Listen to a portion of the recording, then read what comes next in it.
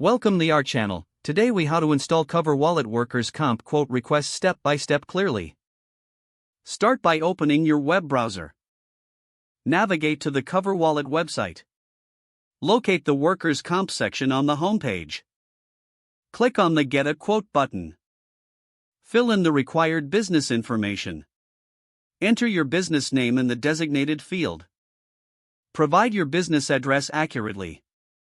Select your industry from the drop-down menu. Input the number of employees you have. Indicate the total payroll amount for your business. Choose the relevant coverage options that apply to your needs. Review the information you've entered for accuracy. Click on the Next button to proceed.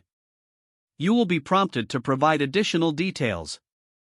Fill in any requested contact information. Enter your email address for quote delivery. Provide a contact phone number for follow-ups. Review all details one last time. If everything looks correct, submit the request. Wait for the confirmation message. Check your email for the workers' comp quote. Review the quote details carefully. If you have questions, contact CoverWallet customer support. If the page does not load, refresh the browser or try again in a private or incognito window.